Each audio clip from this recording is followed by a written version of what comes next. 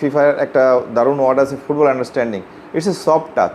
Referring কিন্তু একটা থ্যাঙ্কসলেস job, আর রেফারিরাও কিন্তু হিউম্যান বিং। যেটা মেজর যে দুইটা ডিসিশন ইট ওয়াজ কারেক্ট ডিসিশন। ফিফার নিয়মের কথা যদি বলতে চাই, ভার সব কিছুতে কিন্তু ইন্টারভিন করতে পারে না, তবে কিছু কিছু বিষয় আছে। যেমন স্পেসিফিক যদি আমি এই গোলটার কথা বলি, ভার প্রথম দেখবে যে কোনো গোল যদি ইনকারেক্টলি হয়, ইট মিনস এটা যদি ফেয়ার গোল না হয়, সেই ক্ষেত্রে ভার শুধু ইন্টারভিন করতে পারবে। 2-3টা কোশ্চেন আছে, অনেকের কোশ্চেন আছে যে তাহলে আগে কেন ইন্টারভিন করলো না। নো, ভার কিন্তু আগে ইন্টারভিন করতে পারবে না। দেখবে যে অ্যাকচুয়ালি এটা গোল হয়েছে কি হয় নাই, কারণ নর্মাল ফাউলের ক্ষেত্রে কিন্তু ভার ইন্টারভিন করতে পারে না। যেহেতু এই অকেশন থেকে সরাসরি গোল হয়েছে, যে সেই ক্ষেত্রে ভার অবশ্যই ইন্টারভিন করেছে এবং কারেক্টলি। বিকজ আমরা যদি দেখি ভিডিওতে দেখা যায় যে এটা কিন্তু ট্রিপিং হয়েছে। ট্রিপিং হওয়াতে কারেক্টলি ভার ইন্টারভিন করেছে এবং গোলটাকে ক্যান্সেল করেছে। আসলে পেনাল্টি এরিয়ার মধ্যে যে ট্যাকেলটা আমরা দেখেছি, it's also a tripping, but it's a soft touch.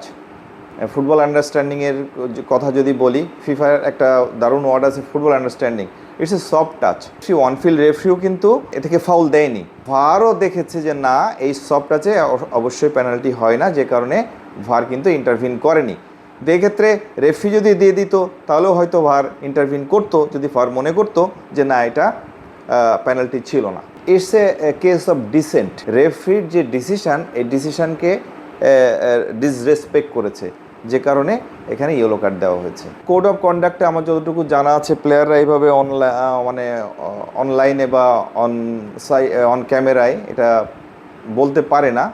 It depends upon ফিফার একটা অবশ্যই ডিসিপ্লিনারি বডি আছে, তারাই ডিসাইড করবে তারা কি করবে কি করবে না। রেফারিং কিন্তু একটা কি বলবো থ্যাঙ্কসলেস জব, আর রেফারিরাও কিন্তু হিউম্যান বিং।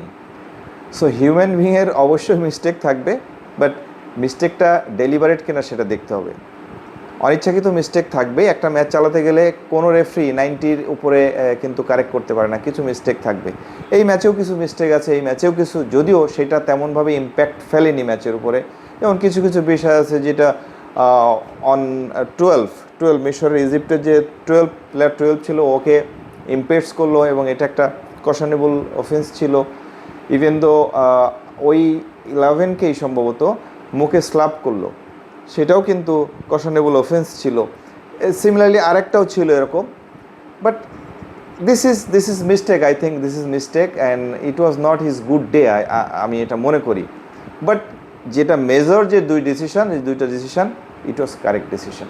ওদের একটা ডিসিপ্লিনারি কমিটি আছে, এটা তারা এই যে অভিযোগটা এটা যাচাই বাছাই করবে, করে একদম তাদের ওই ডিসিপ্লিনারি কমিটির উপরে ডিপেন্ড করবে তারা কোন ডিসিশন দিবে, কোনটা কী করবে। বাট এই খেলা তো ফেরত দেওয়ার কোনো সুযোগ আর নেই।